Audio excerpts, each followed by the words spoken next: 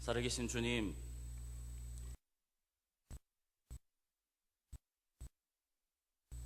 하나님을 만나고자 하는 주님 깊은 갈망을 허락하여 주시옵소서.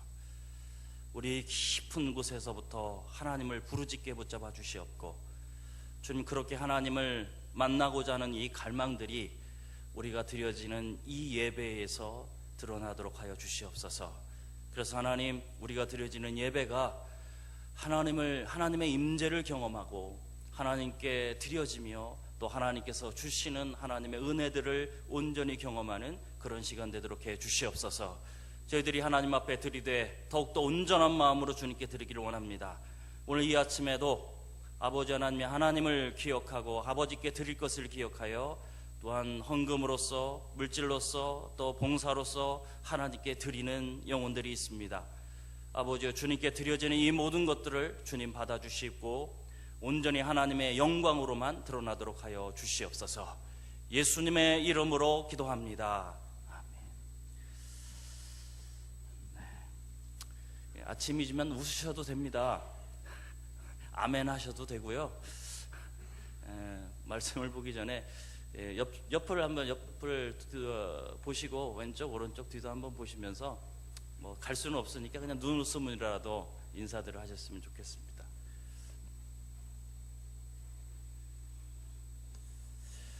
이 시간 저희들 하나님의 말씀을 함께 보겠습니다. 하나님의 말씀은 갈라디아서 4장 1절에서 11절까지의 말씀입니다. 갈라디아서 4장 1절에서 11절까지 말씀입니다.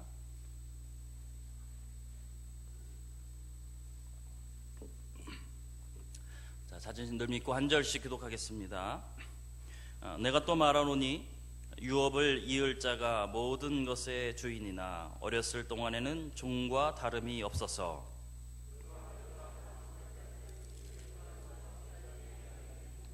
이와 같이 우리도 어렸을 때에 이 세상의 초등학문 아래에 있어서 종노릇 하였더니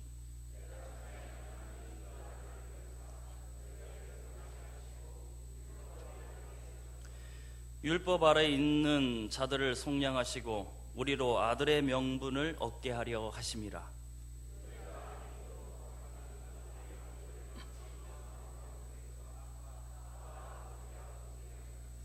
그러므로 내가 이후로는 종이 아니요 아들이니 아들이면 하나님으로 말미암아 유업을 받을 자니라.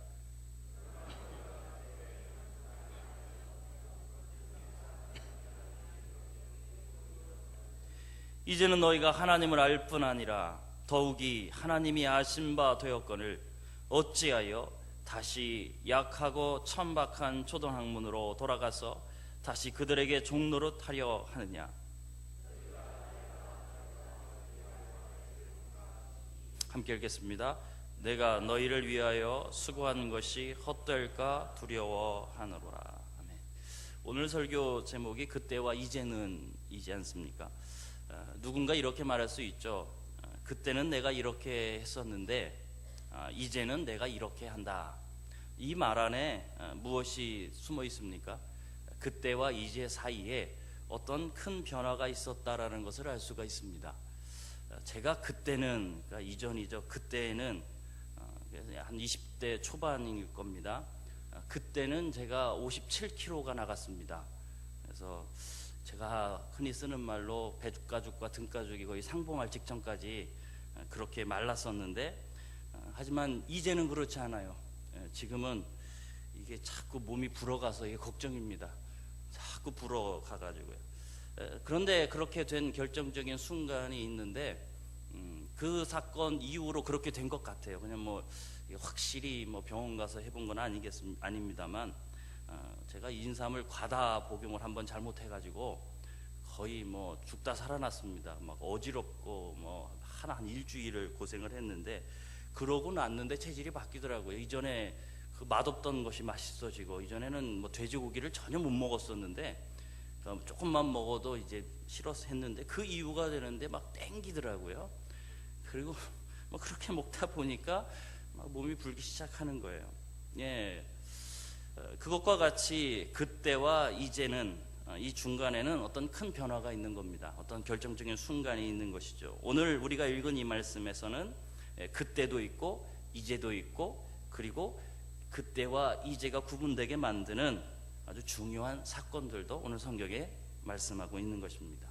자, 먼저 우리가 살펴볼 것은 그때에는 그럼 무슨 일이 있었는가, 그것입니다. 그때에는, 오늘 본문에서 그때라고 말씀하시는 부분들을 여러분 찾으셨습니까? 딱 그 단어가 나와요. 그때는 이렇게요. 몇 절입니까? 앞쪽에 있으면 빨리 찾으셨을 텐데 뒤쪽에 있어서 좀 늦죠. 8절입니다. 8절 말씀을 보면 우리 같이 한번 읽어보겠습니다. 시작. 그러나 너희가 그때에는 하나님을 알지 못하여 본질상 하나님이 아닌 자들에게 종노릇하였더니. 그때는 어떠했다라고 말씀하는 겁니까? 그때는 언제예요? 하나님을 알지 못할 그때입니다. 그 성경에서 오늘 말씀하는 그때는 하나님을 알지 못한 그때를 말씀하고 있는 것입니다. 그때는 우리가 어떤 사람이었냐면, 우리가 본질상 하나님이 아닌 자들에게 종노릇할 때라는 것입니다. 하나님이 아닌 다른 신, 우상들에게 매여 있고 종노릇할 때라고 말씀하는 거예요. 그리고 오늘 본문을 보시면 또 한 번의 종노릇이 나옵니다. 같은 종노릇인 거예요. 또 한 번의 종노릇은 3절에 나오는 거예요. 어디 아래 우리가 종노릇했다 말씀하시냐면 초등학문 아래에 있어서 종노릇하였더니, 이렇게 말씀하고 있는 것이죠. 여기서 말하는 이 초등학문, 이 초등학문은 다른 것이 아닙니다. 뭐 큰 것이 아니고 우리가 흔히 말하는 것처럼 초등학교에서 배우는 학문입니다. 그냥 초등학문이에요. 기초 지식을 얘기하는 것이죠. 여러분, 우리나라에도 이 교육과정 가운데 초등과정이 있어야 중등이 있고 뭐 고등이 있는 것처럼 이 과정은 꼭 필요한 과정인 것입니다. 다시 말하면 사실 이 초등학문은 우리가 꼭 배워야 될 것이죠. 본문은 그런 초등학문을 가르치는 자들에 대해서 먼저 설명을 주시는데, 그런 자들에 대해서 3장 24절 말씀 그리고 4장 2절 말씀을 보시면 그들은 누구냐면 성경에서 가정교사 또는 후견인, 청지기, 그렇게 표현하고 있는 것입니다. 이들은 성인이 될 때까지, 주인의 아들이 성인이 될 때까지 양육하고 가르치고 보호하고 또 물질이 있다면 그것을 관리해 주는 사람들이었습니다. 성인이 될 때까지요. 특별히 로마에서는 아들이 태어나면 아주 독특한 관습이 있었다고 그럽니다. 그 관습은 뭐냐면, 이 아들이, 이게 내 친아들이잖아요. 주인인데 친아들임에도 불구하고 성인식을 하기 전까지는 그 아들 대우를 해주지 않았대요. 그러니까 아들인데 아들이 아닌 거예요. 그래서 어떻게 하냐면 노예 중에 가장 영리한 노예를 가정교사로 세워서 자기 아들이지만 그 아들을 종처럼 아주 혹독하게 훈련을 시키는 거예요. 그것이 그들이 가졌던 독특한 관습이었다라는 것입니다. 그리고 성인식을 한 이후에야 진짜 아들로서 그렇게 받아주고 아들로서 살게 해주는 것이죠. 그 모습이 오늘 성경의 1절에 나와 있는 겁니다. 그 모습을 우리 성경에서 바울이 1절에서 이렇게 표현하는 것이죠. 내가 또 말하노니 유업을 이을 자가 모든 것의 주인이나 어렸을 동안에는 종과 다름이 없어서. 그 말씀이 바로 그 말씀이에요. 그런데 이 관습은 영구적인 것이 아닙니다. 이것은 한시적이고 제한적인 겁니다. 그래서 그것은 성경에서 말씀하는 것처럼 어렸을 동안에만 가능한 겁니다. 어렸을 동안에. 그러니까 아이가 자라서 성인이 되면, 그리고 성인식을 하게 되면 그 초등학문은 이제 필요하지 않습니다. 이제 초등교사도 필요하지 않습니다. 그렇게 필요하지 않고 이제는 그 아들을 집의 상속자로 이제 받아주는 것입니다. 자, 그렇다면 오늘 성경에서 바울이 후견인이나 청지기나 아니면 초등학문을 무엇에 비유해서 말씀하는 것인가? 그것이죠. 성경은 그것을 율법으로 비유하는 겁니다. 율법이 그런 역할이라는 것입니다. 여기서 말하는 율법은요, 오늘 성경에서 말하는 율법은 시내산에서 받았던 모세의 율법만을 말하지 않습니다. 모든 율법을 말하는 거예요. 이 율법 안에는 우리의 양심을 통해서 세상에 드러나게 되는 도덕법까지도 다 이 안에 들어가 있는 거예요. 우리의 양심의 법까지도요. 그 모든 것을 오늘 성경은 율법이라고 말씀하는데, 여러분, 이 율법이 무슨 기능을 하게 됩니까? 여러분, 우리 안에 양심의 법이든 우리가 가지고 있는 법이든 간에 그것이 무슨 역할을 하게 되는 것이냐, 그것입니다. 특별히 성경에서 말씀하는 이 율법의 역할이 무엇인지 오늘 성경은 우리 가운데 알려주는 거예요. 여러분, 율법의 기능은 무엇이냐면 우리가 율법을 지킬 수 없는 자라는 것을 발견하게 하는 것이 율법의 기능이에요.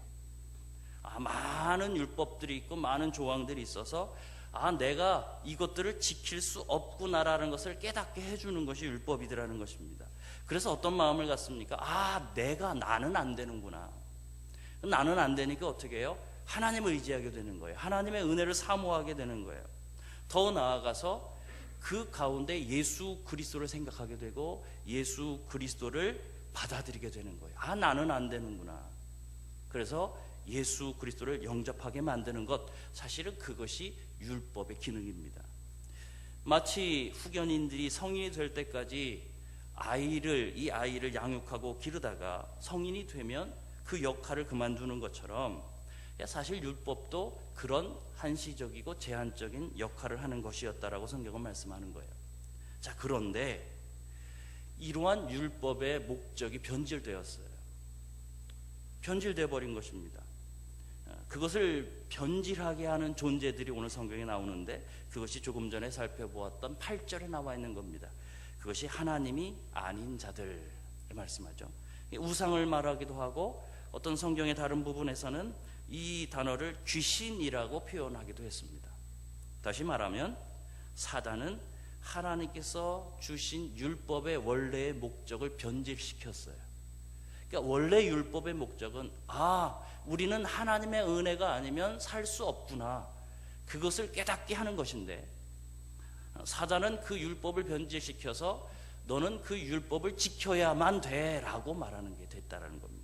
그렇게 변질시키게 된 거예요. 그래서 하나님의 은혜를 사모하지 않습니다. 그래서 예수 그리스도도 의지하지 않습니다. 성도 여러분, 율법은 사실 필요 없는 것이 아닙니다. 율법은 오늘 성경에도 초등학문인 것처럼 정말 우리 가운데 필요한 거예요. 이 율법이 모세의 율법이든지 간에 아니면 우리 안에 있는 양심의 법이든지 간에 율법은 초등학문과 같아서 여러분 우리에게 꼭 필요한 것인 겁니다. 그리고 로마서 3장 20절은 이렇게 말씀하는 거예요. 율법으로는 죄를 깨달음이니라. 율법으로는 죄를 깨달음이니라. 요즘 우리의 신앙과 우리 가운데 위기가 닥치는 것이 무엇인지 아십니까? 그것은 죄에 대한 성찰이 없는 시대가 되었다라는 겁니다. 내가 지은 죄에 대해서 묵상하지 않아요. 내가 지은 죄를 생각하지 않아요. 여러분, 그러니까 내가 죄인인지를 알지 못하니까 하나님께 나오지도 않아요. 하나님께 무릎 꿇지도 않고 하나님께 죄를 고백하지도 않는 시대가 되어가고 있는 거예요. 여러분은 요즘 내가 정말 하나님 앞에서 죄인이구나라는 것을 깨달으십니까? 그리고 내가 지은 죄를 깨닫고 계십니까? 그래서 그 죄가 너무 싫고 그 죄가 너무 무거워서 하나님 앞에 나와 무릎 꿇고 주님 나를 좀 용서해 주세요라고 그렇게 기도할 수밖에 없는 여러분의 그런 신앙의 상태이십니까? 여러분, 우리가 이 율법이 필요한 겁니다. 그래서 하나님의 말씀이 필요하고 율법이 필요한 겁니다. 이 율법을 통해서 나를 되새겨 봐야 되는 거예요. 혹시 내가 죄를 짓지 않았는지, 나는 죄인이 아닌지, 내 안에 죄가 도사리고 있지 않은지, 여러분 그것을 살펴보는 여러분 되길 바랍니다. 우리는 그렇게 이 율법을 통해서 죄인인 것을 깨닫는 거예요. 그리고 누구에게 가는 거예요? 하나님 앞에 가는 겁니다. 그리고 하나님의 은혜를 간구하는 것입니다. 여러분, 죄에 대한 한탄이 여러분 안에 있기를 바랍니다. 그리고 죄를 고백하는 여러분 되시길 바랍니다. 정말 아주 작은 죄의 모습이라도 정말 하나님 앞에 모두 고백하며 살아가는 주님의 자녀들 되기를 주님의 이름으로 축복합니다. 로마에서 종에게 맡겨진 아들이 종처럼 훈련을 받다가 이제 성인이 되면 아들의 신분을 되찾게 되는 것이죠. 대개 로마에서는 14살 정도 되면 성인식을 한다라는 거예요. 즉 이제 나이가 차면 성인식을 해서 이제 종 같은 생활을 청산시키고 이제 아버지의 상속자의 삶을 살게 하는 것이죠. 로마의 아들들은 성인식과 함께 많은 부분에서 그렇게 변화를 겪게 되는 것입니다. 그와 같이 오늘 성경 4절 말씀을 보시면 우리가 율법의 종처럼 살다가 이제 율법에서 자유를 얻는 때가 되었다라는 것입니다. 그 때가 되었는데 성경은 그 때를 때가 참회로 그렇게 기록하고 있어요. 그러니까 주님께서 그 때가 되었다라는 거예요. 주님이 오실 때가 되었어요. 그 때가 찼어요. 누가 오실 때가 찼다라는 겁니까? 예수 그리스도께서 오실 때가 찼다라는 거예요. 지금까지는 율법에 의해서 살아왔는데 이제 예수 그리스도께서 오실 때가 되었다라는 것입니다. 그래서 이어서 말씀하시는 것이 이것입니다. 때가 참에 하나님이 아들을 보내사 여자에게서 나게 하시고 율법 아래 나게 하신 것은, 여러분 이 말씀은 하나님께서 예수 그리스도를 보내주실 때가 찼다, 그죠? 그래서 예수 그리스도를 보내주실 그 가장 적절한 그때에 예수 그리스도를 보내주시겠다라는 그런 말씀입니다. 자, 그렇다면 왜 이때가 예수 그리스도께서 오실 가장 적기였을까? 그것이에요. 왜 이때가 예수 그리스도께서 오실 가장 적기였을까? 그러니까 지금으로부터 2000여 년 전에 예수 그리스도께서 이 땅에 오셨잖아요. 그때가 하나님이 보셨을 때에 그때가 찰 때였습니다. 그때가 하나님께서 때를 준비하실 때였어요. 자, 왜 하나님께서 예수 그리스도를 그때 우리 가운데 보내주셨을까? 그것입니다. 우리가 먼저 살펴볼 것은 그것입니다. 우리가 앞에서도 말씀을 나눴던 것처럼 사실 율법은 구원을 얻게 하기 위한, 그러니까 그 율법을 지켜서 구원을 얻게 하기 위한 것이 아니라 그 율법을 통해서 하나님 앞에 나오게 하기 위한 것이 바로 율법의 역할이었어요. 그런데 어떻게 되었습니까? 오히려 율법이요, 사람들을 억압하는 도구가 되었습니다. 종교 지도자들이 그렇게 만들었고 바리새인들이 그렇게 만들었어요.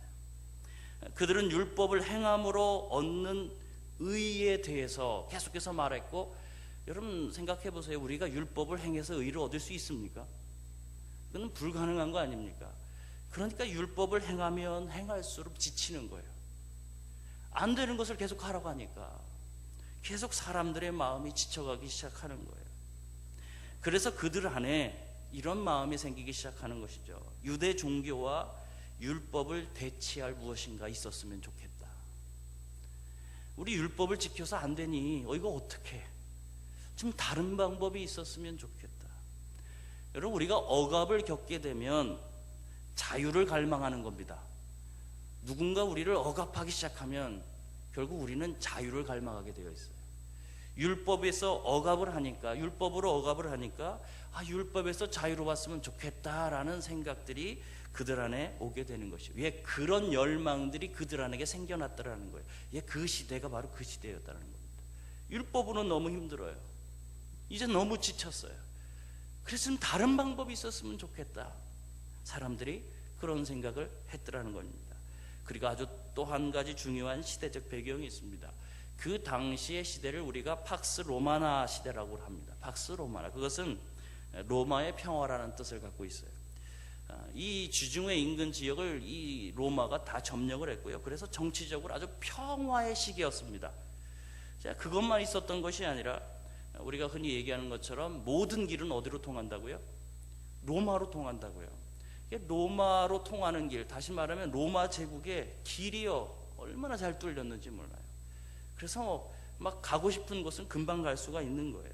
그리고 또 한 가지, 그 당시의 언어가 통일되었어요.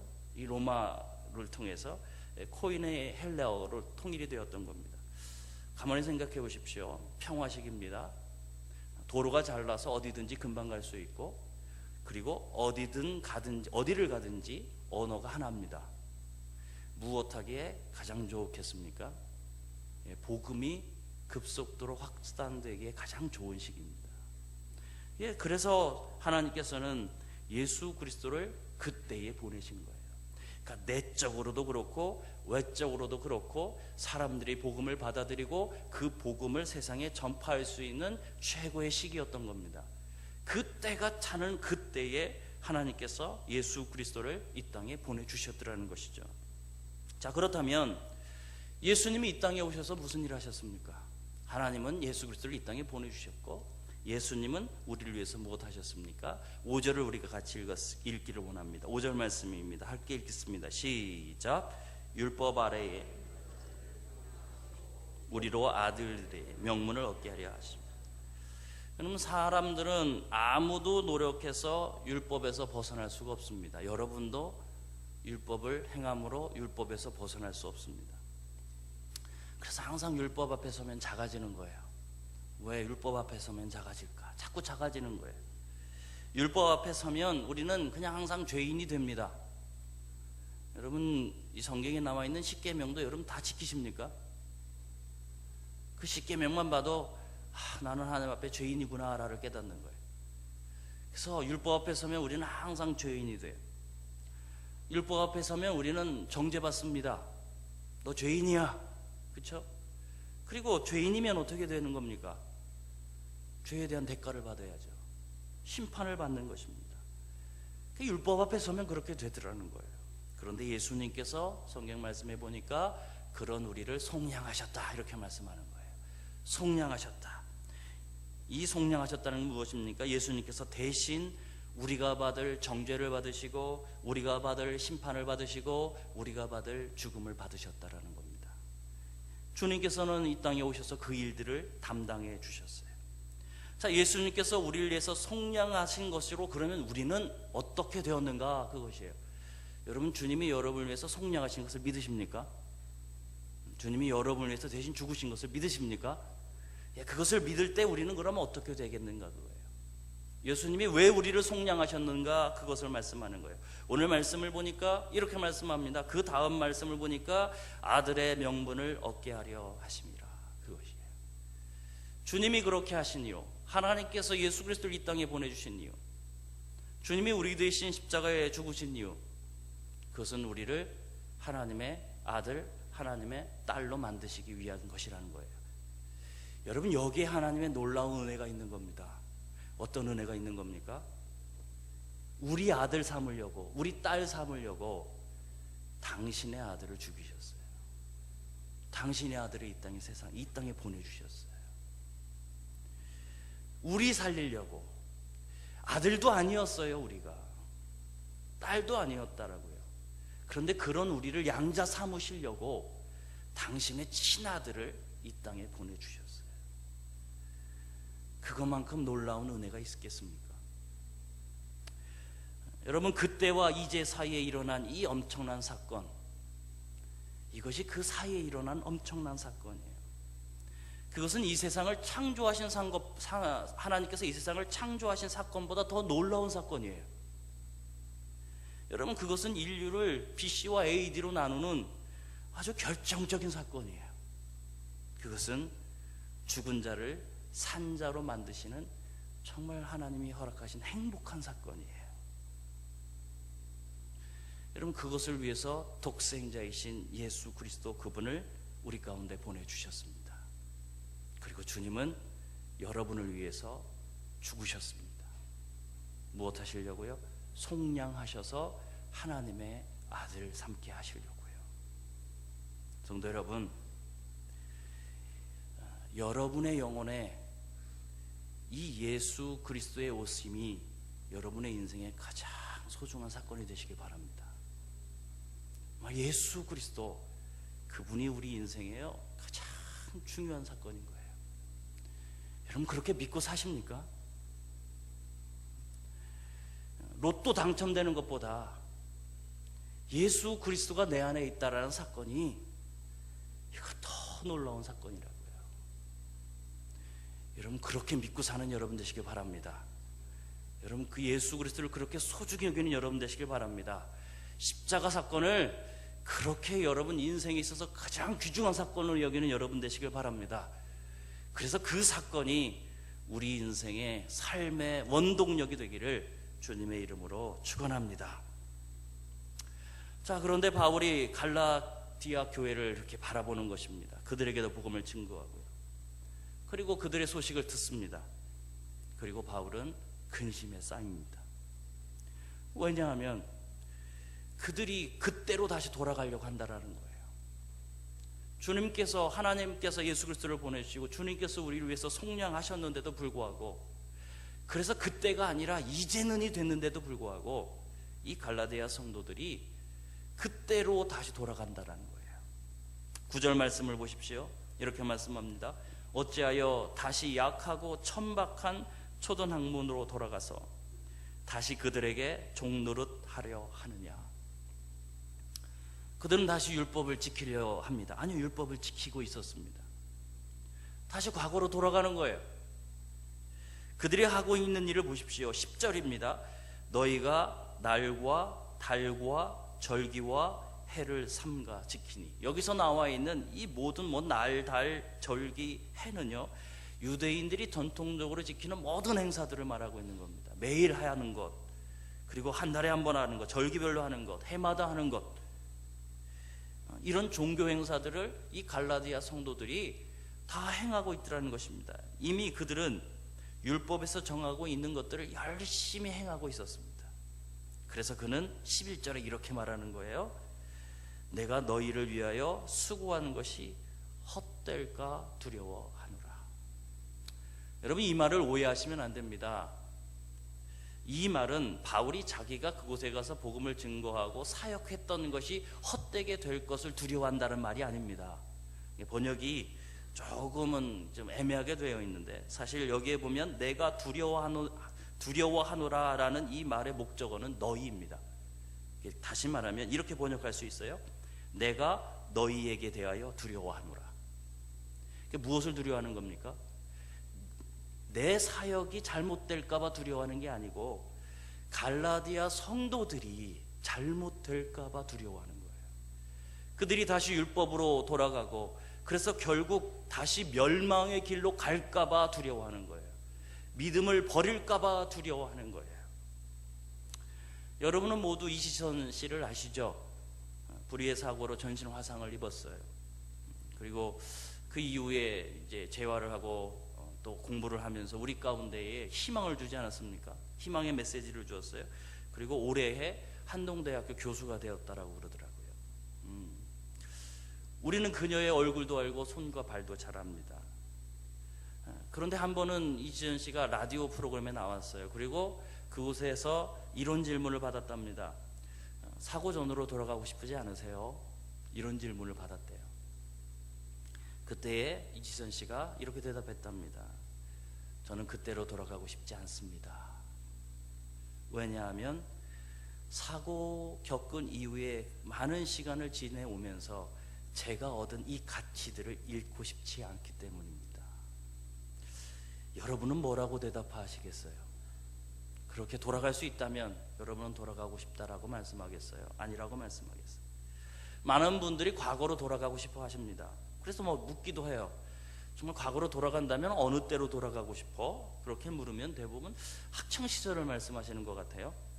초등학교도 있을 테고, 중학교 시대도 있을 테고, 고등학교 시절도 있을 테고.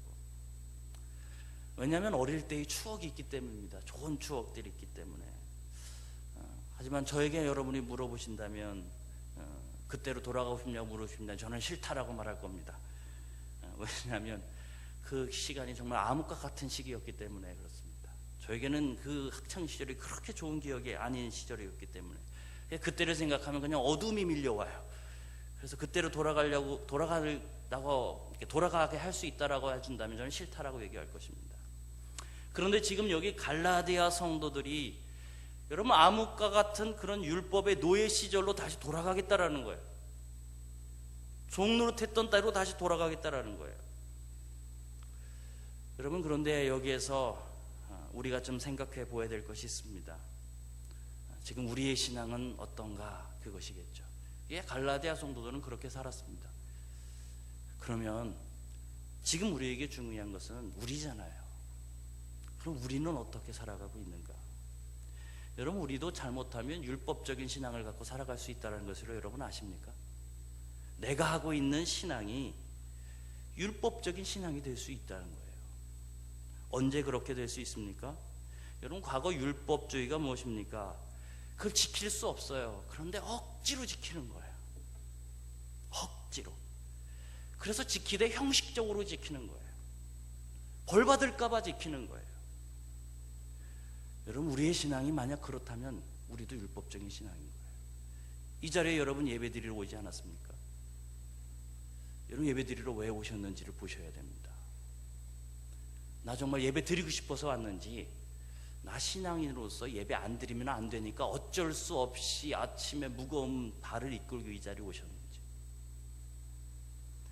오늘 예배 안 드리고 하루를 지나면 하나님이 나에게 벌 주실 것 같아서 그래서 어쩔 수 없이 이 자리에 오셨다면 우리는 율법적인 태도를 갖고 있는 겁니다. 그것은 예배만이 적용되는 것이 아니라 우리 신앙 모든 부분에 다 적용되는 거예요. 이걸 안 하면 하나님께 벌 받을 것 같아서 억지로 하는 신앙, 그건 다 율법적인 신앙입니다. 저희들이 오늘부터 예배 캠페인을 한다라고 막 여기저기 막 붙여놓고 동영상도 보여드리고 막 광고도 하고 칼럼에도 막 적어놓고 그랬지 않습니까? 그런데요, 이게 이 많은 부분 12가지를 적어놨거든요. 오른쪽 벽을 보시면 12가지가 있고 또 주보 칼럼에도 있습니다만, 만약에 여러분이 이것을 하나하나 어렵지만 지키기 싫은 건데 억지로 지키고 있다라면 여러분 율법적으로 행하는 겁니다. 그런데 이것을 하는 이유가 무엇이겠어요? 왜 이거 하는 겁니까? 여러분 억지로 이 행동을 하고 좀 괴롭히려고 이런 것들을 적어놓고 이렇게 하자라고 얘기하는 겁니까? 아니거든요. 핵심은 그겁니다. 우리가 하나님을 더 가까이, 하나님을 더 잘 만날 수 있는 방법이 무엇일까? 하나님을 잘 만날 수 있는 방법이 무엇일까? 저렇게 좀 저런 것을 하더라도 우리가 좀 하나님을 잘 만났으면 좋겠다. 그래서 우리의 마음이 이렇게 되는 겁니다. 아이고 이게 힘든 걸 이러고 하라 저거 하라 왜 저렇게 하는지 모르겠어가 아니라, 야, 나 하나님 만나고 싶어. 그래서 한번 이거 해봐야 되겠다. 이렇게 해서 하나님께 나오는 이 예배의 자리에 올 때마다 정말 하나님을 갈망하고 나와야겠다. 만약 여러분이 그렇게 생각하신다면 여러분은 올바른 신앙을 갖고 계신 겁니다. 오늘 말씀을 보십시오. 9절 말씀입니다. 9절 말씀을 함께 읽어보겠습니다. 시작. 이제는 너희가 하나님을 알 뿐 아니라 아신 바 되었거늘. 여기까지 읽겠습니다. 여기까지. 이제는 너희가 하나님을 알 뿐 아니라 더욱이 하나님이 아신 바 되었거늘. 이 말씀에서 우리가 하나님을 아는 것을 강조하고 있는 것 같습니까? 하나님이 우리를 아시는 것을 강조하고 있는 것 같습니까? 후자를 강조하고 있는 겁니다. 하나님이 우리를 아시는 것을 강조하는 거예요. 하나님이 여러분을 아십니다. 하나님이 여러분을 아셔서 여러분에게 그 아들의 영을 주셨어요. 성령님을 여러분 가운데 주셨어요. 그래서 하나님을 보게 하시며 그러면서 말씀하는 거예요. 뭐라고요? 6절 말씀 보면 하나님이 먼저 우리를 아셔서 우리에게 성령을 주심으로 말미암아 우리가 그 하나님을 이제는 아빠, 아버지라고 부르게 된다라는 겁니다. 여러분, 하나님은 여러분에게 아빠, 아버지입니다. 자, 이 아빠, 아버지, 이 아빠라는 말이 아람어로 아빠예요. 그러니까 아람어로도 아빠예요. 그러니까 아빠는 아닌데 발음이 비슷하죠. 아빠인데, 오늘 우리가 읽는 이 성경이요 제대로 번역한 겁니다. 그 말은 탈무드에 보면 어린 아이가 제일 먼저 태어나서 배우는 단어가 바로 이 아빠라는 단어예요. 그때 아이가 태어나자마자 여러분의 자녀들이 어린 아이 입에서 아버님 이런다면 여러분 어떠실 것 같습니까? 어린 아이들은 아빠 해야 되는 거잖아요. 제 아이가 저기서 막 달려오는데 저를 보고 아버님 하며 달려온다면 징그러울 것 같지 않습니까? 아빠 하고 달려오는 것이죠. 뒤에 나오는 아버지도 똑같은 단어입니다. 반복해서 나온 겁니다. 이것은 헬라어로 번역을 해서 이렇게 나오는 건데 똑같이 두 개 다 아빠, 아빠입니다. 반복했어요. 왜요? 강조해 주는 거예요. 우리 하나님은 그렇게 친근하신 하나님이라는 거예요. 우리 하나님은 그렇게 친근하신 하나님이에요. 여러분이 언제든지 오셔서 아빠 그러면 왜 이렇게 맞아주시는 하나님이라는 것을 여러분 믿으시기 바랍니다. 여러분, 그때는 우리가 율법의 노예가 되고 죄인이었을 때는 하나님이 두려움의 대상인 겁니다. 나는 그분의 심판의 대상인 거예요. 그래서 하나님이 두려운 거예요. 그러나 예수 그리스도가 오신 이후에 그 예수 그리스도를 믿은 우리는 하나님을 아빠라고 부르게 될 수 있다는 겁니다. 아빠.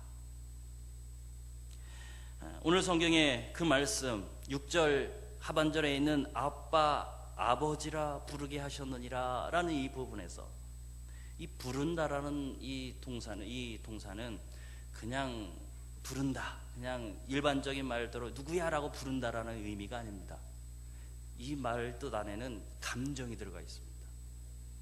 감격의 감정이 들어가 있어요. 그래서 이것은 소리친다, 또 부르짖다 이런 뜻을 갖고 있는 거예요. 다시 말하면 우리가 하나님께 아빠라고 부를 수 있는 이것이 굉장히 감격적인 일이라는 거예요. 우리가 하도 하나님을 아버지 하다 보니까 여러분, 우리가 무뎌될 수 있겠습니다만 여러분이 하나님을 아버지라고 부를 수 있는 그것은 정말 감격적인 일인 겁니다. 여러분, 그 감격이 여러분 안에 있기를 바랍니다. 그 하나님이 누구십니까? 이 세상을 통치하시는 하나님입니다. 이 세상을 창조하신 하나님이십니다. 그런데 그 하나님을 우리가 아버지라고, 아니요 아빠라고 부를 수가 있습니다.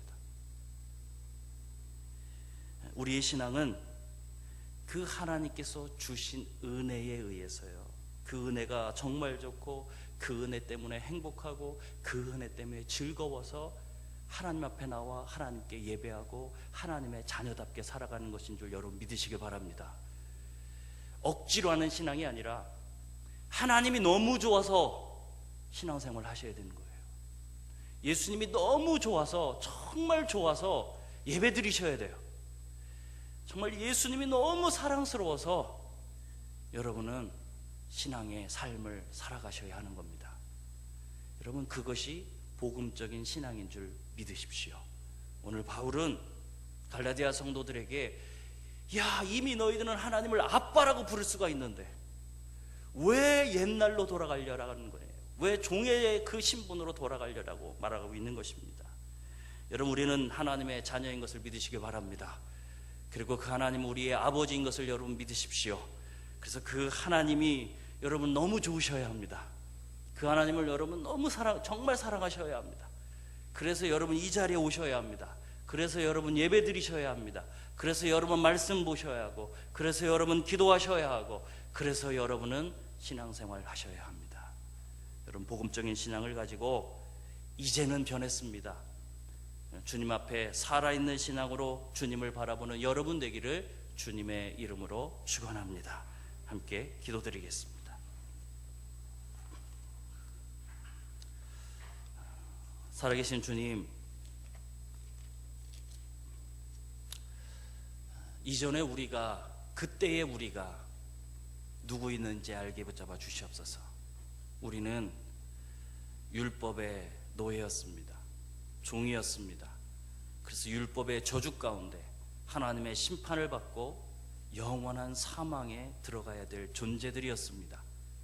그런데 때가 참에 하나님께서 예수 그리스도를 우리 가운데 보내셔서 이제는 우리가 그 하나님을 심판의 하나님이 아니라, 두려운 하나님이 아니라, 무서운 하나님이 아니라 아빠라고 부르게 해주셨습니다. 주님, 이 사실을 우리 마음 가운데 알게 하시고 깨닫게 하시고 그 사실 때문에 우리 안에 기쁨이 넘치게 붙잡아 주시옵소서. 그래서 그 하나님이 너무 좋아서, 정말 좋아서 그 하나님을 정말 사랑해서 예배드리고 찬양하고 모든 신앙생활의 동기가 그것이 되도록 인도하여 주시옵소서. 예수님의 이름으로 기도합니다. 아멘.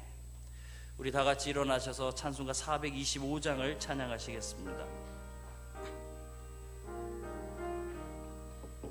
주님의 뜻을 이루소서. 고요한 중에 기다리니 진흙과 같은 날 빚으사 주님의 영상 만드소서. 주님의 뜻을 주님 말 앞에 엎드리리. 나의 맘속을 살피시사 눈 못 아이게 하옵소서. 주님의 뜻을 이루소서. 병들어 몸이 피곤할 때 권능의 손을 내게 펴사 강건케 하여 주옵소서. 주님의 뜻을 이루소서.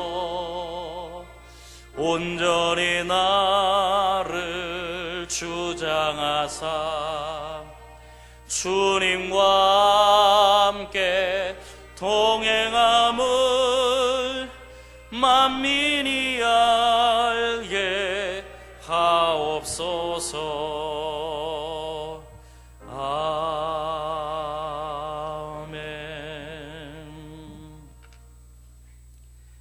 이제는 우리 주 예수 그리스도의 은혜와 아버지 하나님의 크신 사랑하심과 성령님의 교통하심이 오늘 이 시간 우리가 과거에 어떠한 사람이었고 이제는 하나님께서 어떠한 신분을 우리 가운데 주셨는지를 깊이 깨닫고 억지로가 아니라 우리 안에서 기쁨이 넘치고 감사가 넘치고 은혜가 넘쳐서 정말 아버지 하나님을 위해서 살아가는, 정말 복음적인 신앙을 갖고 하나님의 영광을 위해서 살아가는 그런 모든 성도들이 되기로 결단하는 모든 성도들 가운데 이제부터 영원히 함께 있기를 간절히 축원합니다.